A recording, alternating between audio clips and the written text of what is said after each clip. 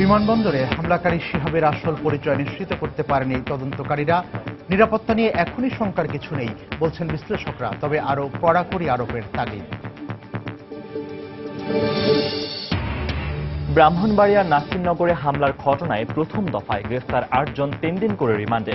Sector commanders forum ও হেফাজতে ইসলামের ঘটনাস্থল পরিদর্শন। সংসদ সদস্যরা বেসরকারি শিক্ষা প্রতিষ্ঠানের পরিচালনা পর্ষদে আর থাকতে পারবেন না। আপিল বিভাগে হাইকোর্টের রায় বহাল, মিশ্র প্রতিক্রিয়া।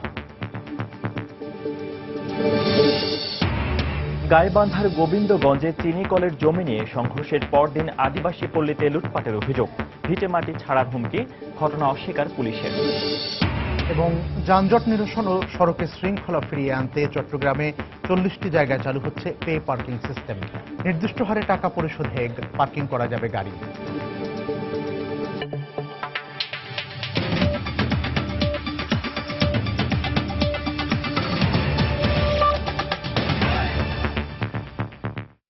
বাংলা সময়ের সঙ্গে আছে আমি ফয়সাল মোর্শেদ এবং আমি মিজানুর রহমান কবির।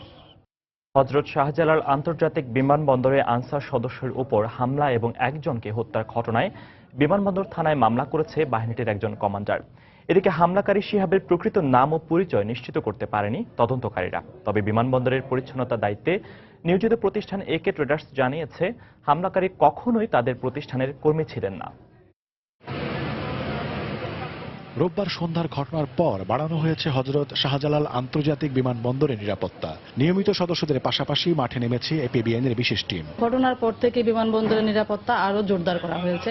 আর আমাদের এয়ারপোর্ট আর্ম পুলিশের যে সিআরটি টিম, যেটা ক্রাইসিস রেসপন্স টিম, এটাও বর্তমানে এয়ারপোর্টের নিরাপত্তায় নিয়োজিত আছে। এদিকে বাড়তি নিরাপত্তা আয়োজনকে স্বাগত জানিয়েছেন যাত্রীরা। যেহেতু ফরেনার সবাই আমাদের এখানে আসে, সেই অনুসারে সিকিউরিটিটা আরো স্ট্রং হওয়া উচিত বলে মনে করি আমি। এদিকে আসার সময় একটা চেকিং হয়, যে চেকিংটা হয়নি আমাদের ক্ষেত্রে, এটা একটা মিস করেছে, যেটা হওয়া উচিত না। হামলার পর হাতে হাতে ধরা পড়া যুবক নিজের নাম শিহাব এবং স্থায়ী ঠিকানা রাজশাহী বলে দাবি করেছিল। তবে তদন্তকারীরা বলছেন এসব তথ্য সঠিক নাও হতে পারে। তবে হামলাকারী যুবক কখনোই বিমানবন্দরের পরিচ্ছন্নতার দায়িত্বে নিয়োজিত প্রতিষ্ঠান একে ট্রেডার্সে কর্মরত ছিল না বলে জানিয়েছেন ওই প্রতিষ্ঠানের ম্যানেজার। শিহাব নামে আমাদের কোনো স্টাফ নাই এখানে।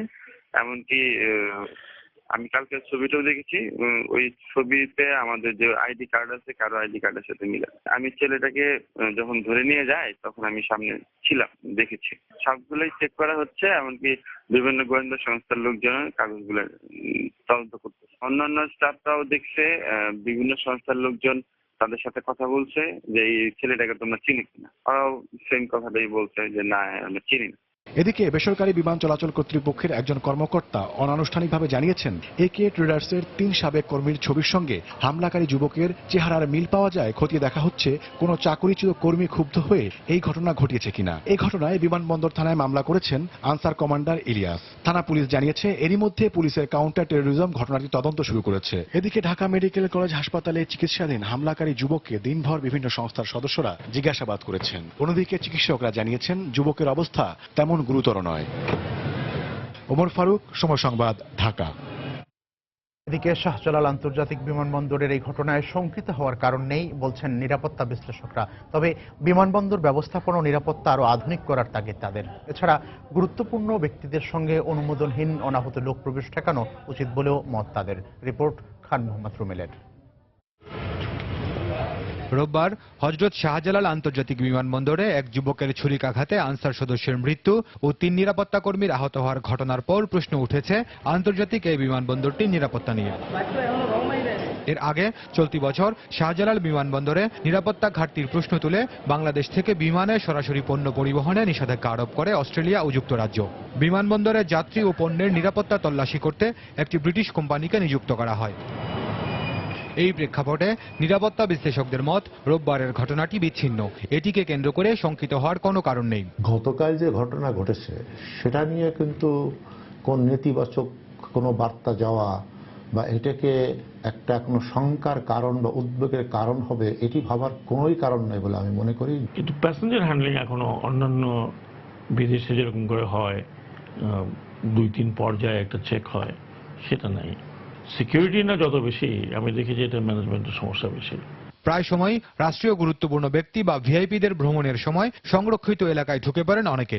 এটি বন্ধে গেল ডিসেম্বরে ভিআইপিদের একটি ডিউ লেটারও দিয়েছিলেন বেসামরিক বিমান চলাচল মন্ত্রী, যাতে অনুরোধ করা হয়েছিল বিমানবন্দরের সংরক্ষিত এলাকায় একজনের বেশি লোক নিয়ে প্রবেশ না করতে। ডিও কেন দিতে হবে? ভিআইপি হলে তার পিছনে 50 জনের ঢুকতে হবে, এটা তো সম্ভব। এটা যিনি যাচ্ছেন তার তো দায়িত্ব একটা আছে, ওখানকার যে কর্তব্যরত যারা আছে তাদেরও স্ট্রিক্ট হওয়া উচিত। ভিআইপিরা যখন যায় তখন কিন্তু নিরাপত্তার তল্লাশিটা অত কড়াকড়িভাবে করা হয় না, আমরা যেটা বাস্তবতা আমিও ব্যক্তিগতভাবে দেখেছি। সুতরাং এইখানে বড় ধরনের ঝুঁকি থাকে। এদিকে বিমানবন্দরের এই ঘটনা নিয়ে মঙ্গলবার জরুরি বৈঠক ডেকেছে বেসামরিক বিমান চলাচল ও পর্যটন মন্ত্রণালয়। মঙ্গলবার সকালে শাহজালাল বিমানবন্দরের কনফারেন্স লাউঞ্জে এ নিয়ে সংবাদ সম্মেলন করার কথাও রয়েছে বেসামরিক বিমান চলাচল মন্ত্রীর। খান মোহাম্মদ রুমেল, সময় সংবাদ, ঢাকা। ব্রাহ্মণবাড়িয়া নাসিরনগরে হিন্দু সম্প্রদায়ের বাড়িঘর ও মন্দিরে হামলার ঘটনায় 4 নভেম্বর আটক হওয়া 8 জনের 3 দিন করে রিমান্ড মঞ্জুর করেছেন আদালত। এছাড়া ভিডিও ফুটেজ দেখে আরও 21 জনকে আজ গ্রেফতার করেছে পুলিশ। এদিকে আজ ঘটনাস্থল পরিদর্শন করেছে হেফাজতে ইসলাম, সেক্টর কমান্ডার্স ফোরাম এবং মুক্তিযুদ্ধ 71-এর প্রতিনিধি দল। অন্যদিকে সকালে জেলা প্রশাসনের পক্ষ থেকে ক্ষতিগ্রস্ত পরিবার ও মন্দিরকে ত্রাণ সহায়তা দেওয়া হয়। ব্রাহ্মণবাড়িয়া থেকে জহিরুর রহমানের ছবি এবং উজ্জ্বল চক্রবর্তীর তথ্য নিয়ে ডেস্ক রিপোর্ট। ব্রাহ্মণবাড়িয়ায় হিন্দুপাড়ায় হামলার ঘটনায় ভিডিও ফুটেজ দেখে জড়িতদের গ্রেফতার অভিযান অব্যাহত রয়েছে। এ ঘটনায় গঠিত 3টি তদন্ত কমিটি কাজ করছে। পুলিশ বলছে খুব শিগগিরই অপরাধীদের আইনের আওতায় আনা সম্ভব হবে। পুলিশের পক্ষ থেকে একটা, জেলা প্রশাসনের পক্ষ থেকে একটা এবং আমার পুলিশ হেডকোয়ার্টার থেকে 3টা তদন্ত কমিটি করা হয়েছে। তদন্ত কমিটি তাদের তদন্ত প্রায় শেষ পর্যায়ে নিয়ে আসে। থানার ভারপ্রাপ্ত কর্মকর্তা, উপজেলা নির্বাহী অফিসার প্রত্যাহারের পাশাপাশি আমরা আরো সমস্ত বিষয়গুলো খতিয়ে দেখছি। এদিকে ক্ষতিগ্রস্ত এলাকা পরিদর্শন করেছে সেক্টর কমান্ডার্স ফোরাম, মুক্তিযুদ্ধ 71 এবং হেফাজতে ইসলামের প্রতিনিধি দল। এ সময় তারা ক্ষতিগ্রস্তদের সাথে সার্বিক পরিস্থিতি নিয়ে কথা বলেন। আমরা হিন্দু, মুসলমান, খ্রিস্টান, বৌদ্ধ সবাই একই মিলে এই যুদ্ধ করে দেশটাকে স্বাধীন করেছি।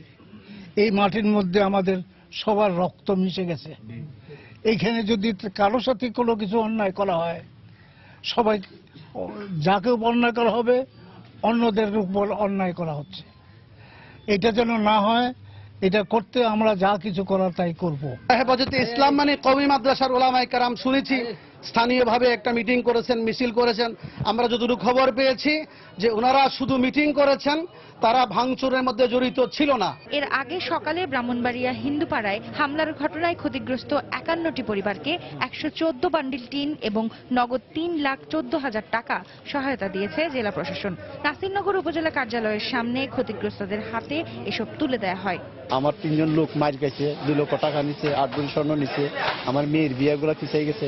যে পরিমাণ ক্ষতিগ্রস্ত হয়েছি আমরা, ওই পরিমাণ হিসাব করলে আমরা ওই টিনে কিছুই হবে না। এর আগেও এক দফা সকলকে আর্থিক সাহায্য প্রদান করা হয়েছে, সকলকেই জেলা প্রশাসন প্রদান করেছে, আমাদের এখানকার আরো অন্যান্য সংস্থা আরো অনেকেই প্রদান করেছেন। আজকে আমরা দিচ্ছি কাউকে 3 বান্ডিল, কাউকে 2 বান্ডিল এবং তার প্রতি বান্ডিলের পিছনে কেউ 9,000 টাকা, কেউ 6,000 টাকা পাচ্ছেন। আমরা মন্দিরগুলিকেও সাহায্য করেছি। ব্রাহ্মণবাড়িয়ার নাসিরনগরে হামলার 5 দিন পর আবারও হিন্দুপাড়ায় আগুন দেওয়ার ঘটনায় পুলিশ বাদী হয়ে 2টি মামলা দায়ের করেছে। ইতিমধ্যে এসব মামলার তদন্ত শুরু হয়েছে। সময় সংবাদ, ব্রাহ্মণবাড়িয়া।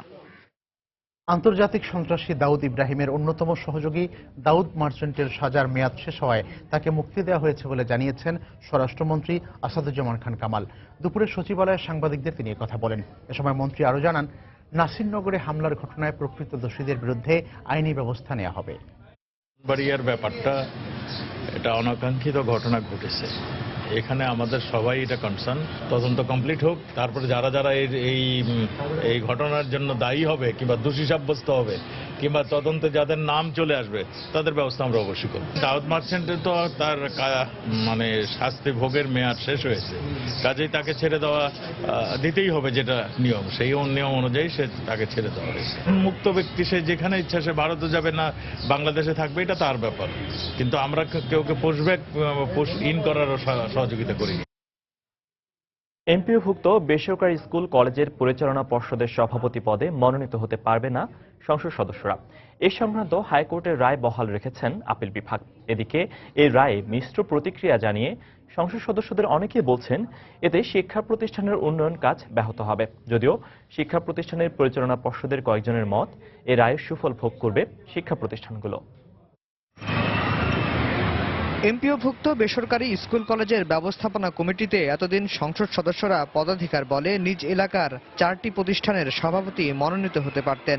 এবছরের 1 জুন এই বিধান অবৈধ ঘোষণা করে রায় দেন হাইকোর্ট। একই সঙ্গে বিশেষ কমিটির বিধানও অসাংবিধানিক ঘোষণা করা হয়। এই আদেশের বিরুদ্ধে সুপ্রিম কোর্টে আপিলের অনুমতি চায় রাষ্ট্রপক্ষ। সোমবার এই আবেদনটি খারিজ করে দেন আপিল বিভাগ। ফলে হাইকোর্টের রায়ই বহাল থাকলো। যে কোনো কলেজে এমপি সাহেবরা আর সভাপতি থাকতে পারবেন না। গত 1 জুন তারিখে হাইকোর্ট যে রায় দিয়েছেন, সেই রায় মহামান্য সুপ্রিম কোর্ট আজকের এক রায়ে বহাল রেখেছেন। এদিকে সর্বোচ্চ আদালতের এই আদেশে মিশ্র প্রতিক্রিয়া জানিয়েছেন সংসদ সদস্যরা।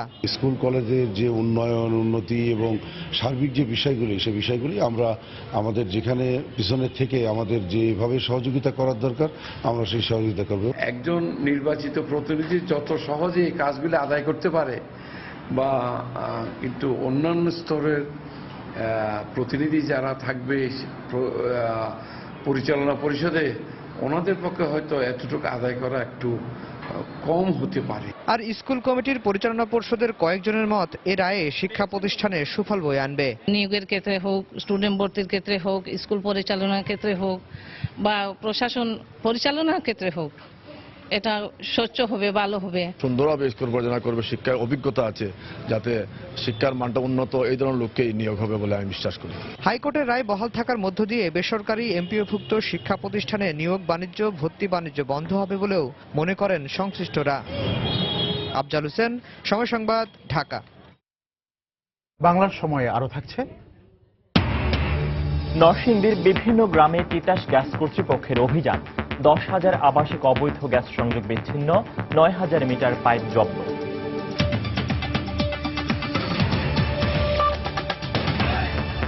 দেশের বেকার যুব সম্প্রদায়ের কর্মসংস্থান সৃষ্টির লক্ষ্যে ন্যাশনাল সার্ভিস কর্মসূচি আরও 64টি উপজেলায় সম্প্রসারিত হচ্ছে। সকালে সচিবালয়ে মন্ত্রিসভার নিয়মিত বৈঠকে এই কর্মসূচি সম্প্রসারণের প্রস্তাবে অনুমোদনের পর কর্তৃপক্ষ আশা করছে চলতি অর্থবছরই কর্মসূচিটি কার্যকর করা হবে। প্রধানমন্ত্রী শেখ হাসিনার সভাপতিত্বে অনুষ্ঠিত এই সভায় সিদ্ধান্ত হয় দেশের 60টি উপজেলার পাশাপাশি পার্বত্য 4 উপজেলায় ন্যাশনাল সার্ভিস কর্মসূচি সম্প্রসারিত হবে। এই কর্মসূচির আওতায় বেকার যুব সম্প্রদায়কে 3 মাস প্রশিক্ষণের পর বিভিন্ন সরকারি দপ্তরে কর্মসংস্থানের সুযোগ দেওয়া হয়। পাশাপাশি প্রশিক্ষণকালীন ভাতা হিসেবে প্রতিদিন 100 টাকা করে দেওয়া হবে। এছাড়াও সভায় পল্লী সঞ্চয় ব্যাংক সংশোধনী অধ্যাদেশের খসড়াতেও মন্ত্রিসভা চূড়ান্ত অনুমোদন দিয়েছে বলে ব্রিফিংয়ে জানিয়েছেন মন্ত্রিপরিষদ বিভাগের সচিব। পঞ্চম পর্বে জেলা হলো 20টা, ষষ্ঠ পর্বে জেলা 20টা, আর সপ্তম পর্বে জেলা 20টা। এভাবে ছিল। পরে আলোচনায় আসছে যে এটাতে পার্বত্য অঞ্চলটা অবহেলিত থেকে যাচ্ছে, একেবারেই পার্বত্য অঞ্চলে কোনো কর্মসূচি নেওয়া হয় না। এই জন্য খাগড়াছড়ি বেশি দারিদ্র্য পীড়িত, এই জন্য 2টা, বান্দরবান একটা, রাঙ্গামাটি একটা, 4টা, আর এমনি প্রস্তাবিত 64 উপজেলা নিয়ে এই সপ্তম পর্ব পর্যন্ত সম্প্রসারিত হবে। সেটা 2016-17 অর্থবর্ষ থেকে শুরু হবে। ওই 3 মাস প্রশিক্ষণ শেষে তারা কাজ পাবে। গাইবান্ধার গোবিন্দগঞ্জে গতকাল আদিবাসী ও স্থানীয়দের সঙ্গে চিনিকল শ্রমিকদের সংঘর্ষের পর আজ ওই এলাকার আদিবাসী পল্লীতে হামলা ও লুটপাট চালানো হয়েছে বলে অভিযোগ পাওয়া গেছে। মাদারপুর ও জয়পুর গ্রামের আদিবাসী পল্লীর বাসিন্দারা এই অভিযোগ করেছেন। তবে এই ঘটনা অস্বীকার করেছে পুলিশ। গাইবান্ধা থেকে হেদায়েতুল ইসলাম বাবুর পাঠানো তথ্য ও ছবি নিয়ে ডেস্ক রিপোর্ট। আখ কাটাকে কেন্দ্র করে গোবিন্দগঞ্জের মহিমাগঞ্জে আদিবাসী ও স্থানীয়দের সংঘর্ষ ও উচ্ছেদের পরদিন এলাকার আদিবাসী পল্লীতে লুটপাটের অভিযোগ উঠেছে। সোমবার সকালে সাপমারা ইউনিয়নের মাদারপুর ও জয়পুর গ্রামের আদিবাসী পল্লীর বিভিন্ন বাড়িঘরে এই লুটপাট চলে। এ সময় ভিটেমাটি ছাড়া করার হুমকিও দেওয়া হয় বলে অভিযোগ তাদের। এ ঘটনার পর আদিবাসী পল্লীগুলোতে আতঙ্ক ছড়িয়ে পড়েছে। এ সময় নিরাপত্তার অভাবে ঘরবাড়ি ছেড়ে যান অনেকে। লুট হচ্ছে, ঘর বাড়িগুলা, গরু নিয়ে যাচ্ছে, বুগরি নিয়ে যাচ্ছে, ভেড়া নিয়ে যাচ্ছে, টিন নিয়ে যাচ্ছে। দফা দফা আসতেছে, আমদাও নিয়ে আমার ছোটাবি, মারবি, ঝাবে ঝাবে আসতেছে। আমরা মিলের জায়গা যাইনি আর বাড়িও করিনি ওইদিকে, তার সত্ত্বেও আমাদের বাড়ি এই হাঁস মুরগিগুলো এই যে বাড়ির ধার থেকে ধরে নিয়ে গেছে। আতঙ্কে আছি এখানে আমরা স্থায়ী ঘর বাড়িতে, এখানে কি মানে নানা ধরনের হামলা হচ্ছে, ঘর বাড়ি জ্বালাইতে পারে, আমাদের মারধর করতে পারে। এই ঘটনায় দ্রুত পদক্ষেপ গ্রহণের আশ্বাস দিয়েছেন স্থানীয় জনপ্রতিনিধি। তাৎক্ষণিকভাবে একটা মাইকিং ছেড়ে দিয়েছি যাতে করে অত্র এলাকায় কোনো অপ্রীতিকর কোনো ঘটনা না ঘটে। যারা এখানে উদ্বাস্তু, যাদের এখানে বাড়িঘর নেই, তাদেরকে অতি সত্বর এখানে পুনর্বাসন করা হবে। তবে আদিবাসী পল্লীতে লুটপাটের অভিযোগ অস্বীকার করেছে পুলিশ। ওই গ্রামের যারা গণ্যমান্য ব্যক্তি, কমিউনিটি পুলিশিং এর লোকজন এবং আমাদের পুলিশের যেগুলো ডিএসবির লোকজন আছে, কোনো গরু বা কোনো ছাগল কারো নিয়ে যায়নি। এমনিতে কেউ আতঙ্কগ্রস্ত হয়েছে কিনা এই ধরনের কোনো অভিযোগও আমরা পাইনি। রোববার গোবিন্দগঞ্জের কাটামোড়ে আখ কাটা নিয়ে রংপুর সুগার মিলের শ্রমিক কর্মচারী ও আদিবাসীদের মধ্যে সংঘর্ষে 7 পুলিশ সদস্য সহ 15 জন আহত হন। গত 8 মাস ধরে রংপুর সুগার মিলের 1842 একর জমি নিজেদের বলে দাবি করে আসছে স্থানীয় বাঙালি এবং আদিবাসীরা। সময় সংবাদ, গাইবান্ধা। নরসিংদীতে 10,000 আবাসিক অবৈধ গ্যাস সংযোগ বিচ্ছিন্ন করেছে তিতাস গ্যাস কর্তৃপক্ষ। দুপুরে সদর ও পলাশ উপজেলায় অভিযান চালিয়ে এসব সংযোগ বিচ্ছিন্ন করা হয়। জব্দ করা হয় 9,000 মিটার পাইপ। তিতাস কর্তৃপক্ষ জানায়, দীর্ঘদিন ধরে স্থানীয় প্রভাবশালীরা তিতাসের সরবরাহ লাইন থেকে অবৈধভাবে 2 থেকে 4 ইঞ্চি পাইপের মাধ্যমে বিভিন্ন বাড়িতে অবৈধ গ্যাস সংযোগ দিয়ে আসছিল। এতে বৈধ আবাসিক ও বাণিজ্যিক গ্রাহকরা ক্ষতির শিকার হন। পাশাপাশি প্রতি মাসে 65 লাখ টাকা রাজস্ব থেকেও বঞ্চিত হচ্ছিল সরকার। এরই প্রেক্ষিতে আজ সকাল থেকে দুপুর পর্যন্ত জেলার সদর ও পলাশ উপজেলার 10টি গ্রামে অভিযান চালায় তিতাস কর্তৃপক্ষ। এ সময় 10,000 বাড়ির গ্যাস সংযোগ বিচ্ছিন্ন করে অবৈধভাবে নেওয়া পাইপ ও রাইজার খুলে ফেলা হয়।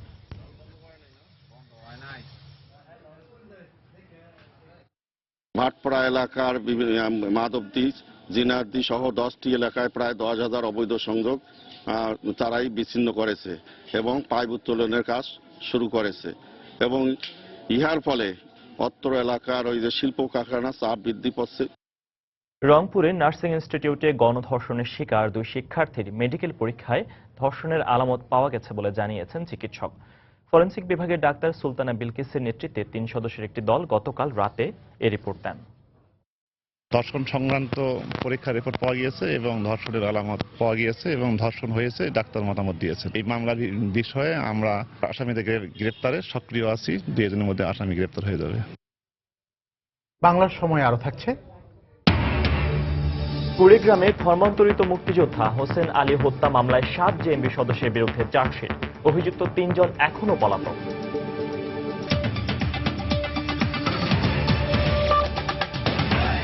চট্টগ্রামে যানজট নিরসনের পাশাপাশি যানবাহন চলাচলে শৃঙ্খলা ফিরিয়ে আনতে 40টি জায়গায় বিশেষ পে পার্কিং সিস্টেম চালু করতে যাচ্ছে সিটি কর্পোরেশন। নির্দিষ্ট হারে টাকা পরিশোধ করে এখানে গাড়ি পার্কিং করা যাবে। এক্ষেত্রে মূল সড়কের অংশ নিয়ে যেমন পার্কিং সিস্টেম হবে, তেমনি রাস্তার পাশে বড় জায়গা নিয়েও থাকবে একই রকম ব্যবস্থা। পুলিশের ট্রাফিক বিভাগের পক্ষ থেকে এ ধরনের প্রস্তাবনা পাওয়ার পর সিটি কর্পোরেশনও ইতিবাচক সাড়া দিয়েছে। বিস্তারিত জানাচ্ছেন কমল দে। জনসংখ্যার দিক থেকে মেগা সিটির কাছাকাছি হলো এখন পর্যন্ত সেরকম কোনো সুযোগ সুবিধা করে ওঠেনি এই চট্টগ্রামে।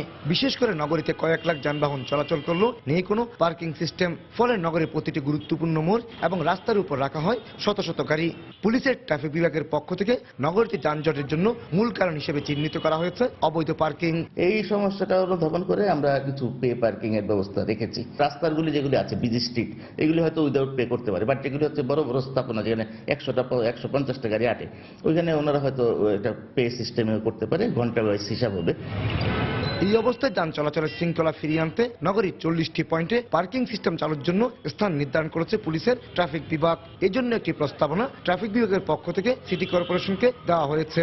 যেখানে পার্কিং করব সেখানে আবার এই পার্কিং করার কারণে কোনো আবার যানজট যদি তৈরি হয় তাহলে তো হিতের বিপরীত হবে। আমাদের এমন জায়গায় করতে হবে যেখানে খুব প্রশস্ত, গাড়ি চলাচলের ক্ষেত্রে কোনো প্রতিবন্ধক সৃষ্টি হবে না, কোনো যানজট হবে না। তবে এই ধরনের পার্কিং সিস্টেম চালুর ক্ষেত্রে সরকারি বেসরকারি সহযোগী সবগুলি সংস্থাকে যুক্ত করার আহ্বান সিডিএ চেয়ারম্যানের। আমাদের ট্রাফিক বিভাগ তাদের একা করা সম্ভব না, সিটি কর্পোরেশনের পক্ষে একা করা সম্ভব না। এই সমস্যা সমাধান করার জন্য স্টেক হোল্ডারকে নিয়ে এটা পরিকল্পনা করলে এটা সহজ হবে এবং তাড়াতাড়ি হবে। প্রস্তাবিত পরিকল্পনা অনুযায়ী প্রতিটি পার্কিং পয়েন্টে সর্বনিম্ন 50টি থেকে সর্বোচ্চ 200 গাড়ি রাখার ব্যবস্থা থাকবে। সকাল 9টা থেকে বিকেল 5টা পর্যন্ত অফিসের সময়কে পিক আওয়ার, বিকেল 5টার পর অফ পিক আওয়ার হারে ভাড়া দিতে হবে পার্কিংয়ে থাকা যানবাহনগুলোকে। কমল দেব, সময় সংবাদ, চট্টগ্রাম। 7.5 মাস পর কুড়িগ্রামে ধর্মান্তরিত মুক্তিযোদ্ধা হোসেন আলী হত্যা মামলায় 7 জেএমবি সদস্যের বিরুদ্ধে অভিযোগপত্র দাখিল করেছে পুলিশ। দুপুরে চিফ জুডিশিয়াল ম্যাজিস্ট্রেট আদালতে অভিযোগপত্র জমা দেন তদন্তকারী কর্মকর্তা এসআই ফারুক হোসেন। অভিযুক্ত 7 জেএমবি সদস্যের মধ্যে 4 জন গ্রেফতার রয়েছে, এখনো পলাতক রয়েছে 3 জন। অভিযোগপত্রে বলা হয়, মামলার 10 আসামির মধ্যে 3 জন পুলিশের সঙ্গে বন্দুকযুদ্ধে বিভিন্ন সময় নিহত হয়েছে। তদন্ত কর্মকর্তা জানান, সংগৃহীত আলামত, ময়নাতদন্ত রিপোর্ট, আসামিদের স্বীকারোক্তিমূলক জবানবন্দির ভিত্তিতেই এই চার্জশিট দাখিল করা হয়। গত 22 মার্চ সকালে কুড়িগ্রাম শহরের ঘরের পাড় এলাকায় ধর্মান্তরিত মুক্তিযোদ্ধা হোসেন আলীকে কুপিয়ে হত্যা করেছে জেএমবি সদস্যরা।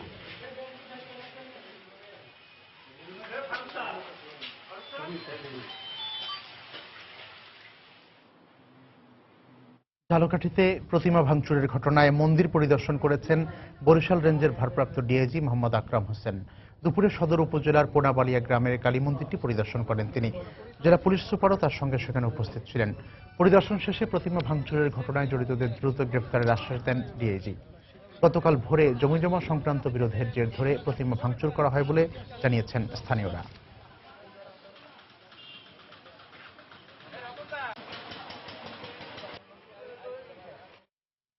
দেশের বিভিন্ন স্থানে সনাতন ধর্মাবলম্বীদের উপর হামলার প্রতিবাদে এবং দোষীদের শাস্তির দাবিতে মানববন্ধন করেছে বিভিন্ন সংগঠন। সকালে খুলনা বিশ্ববিদ্যালয় ক্যাম্পাসে মানববন্ধন করে স্বাধীনতা শিক্ষক পরিষদ। এতে বিশ্ববিদ্যালয়ের উপাচার্য সহ বিভিন্ন বিভাগের শিক্ষকরা অংশ নেন। এ সময় সাম্প্রদায়িক সম্প্রীতি রক্ষায় সবাইকে এগিয়ে আসার আহ্বান জানান বক্তারা।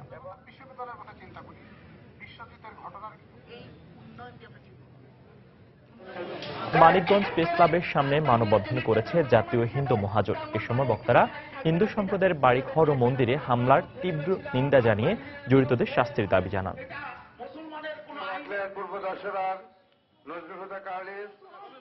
এছাড়া নরসিংদী সহ দেশের বিভিন্ন স্থানে মানববন্ধন করে বিভিন্ন সামাজিক ও সাংস্কৃতিক সংগঠন।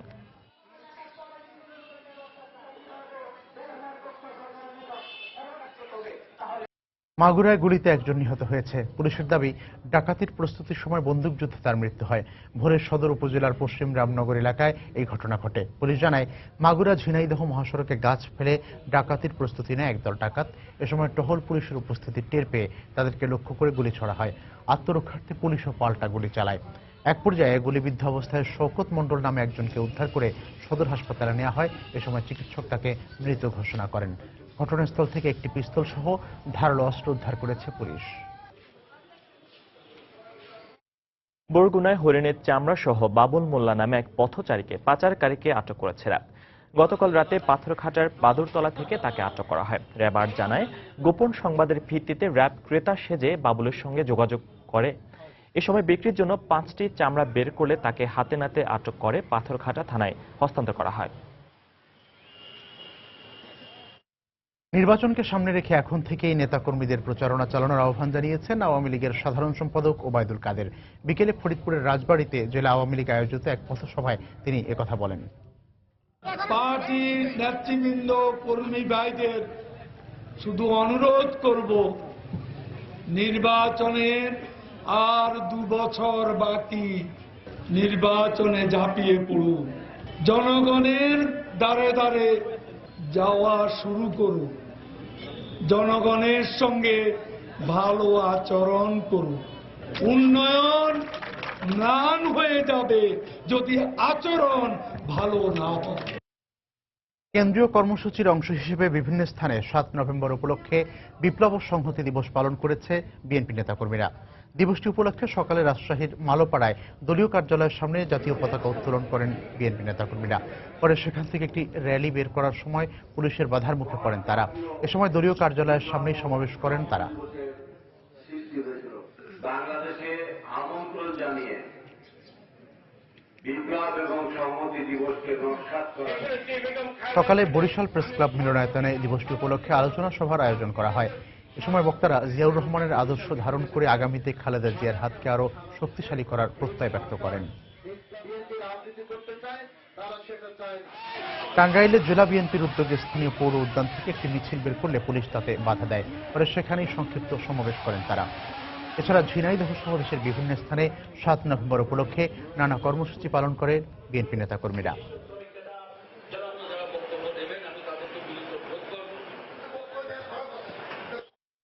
কলেজ ছাত্রী রিতার হত্যাকারীদের গ্রেফতারের দাবিতে মানিকগঞ্জে বিক্ষোভ মিছিল ও মানববন্ধন করেছেন এলাকাবাসী। দুপুরে শহরের শহীদ রফিক সড়কে এই কর্মসূচি পালন করা হয়। কর্মসূচিতে রিতার পরিবারের সদস্যরা ছাড়াও নানা শ্রেণী পেশার মানুষ অংশ নেন। এ সময় যৌতুকের জন্য রিতাকে হত্যা করা হয়েছে বলে অভিযোগ করেন স্বজনরা। মামলা করার পরও আসামিদের গ্রেফতার না করায় ক্ষোভ জানান তারা। মানববন্ধন থেকে দ্রুত আসামিদের গ্রেফতার করে শাস্তির দাবি জানানো হয়।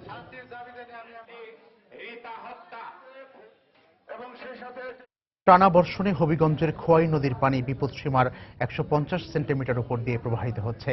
পানিতে ডুবে গেছে নদী পাড়ের নিচু জমি। এছাড়া বেশ কিছু স্থানে ফাটল দেখা দেয় হুমকির মুখে পড়েছে শহর রক্ষা বাঁধ। এতে দুর্ভোগে পড়েছেন এলাকাবাসী। জেলা পানি উন্নয়ন বোর্ড কর্তৃপক্ষ জানিয়েছেন, নিম্নচাপের কারণে কয়েকদিন ধরে টানা বৃষ্টি ও পাহাড়ি ঢলের কারণে নদীতে পানি বেড়ে গেছে।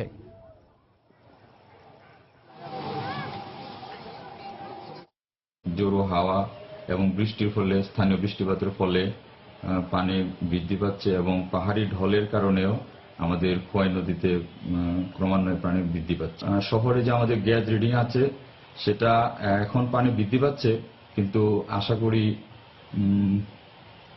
আর 4 থেকে 5 ঘন্টা পরে এখানে পানি হ্রাস পাবে।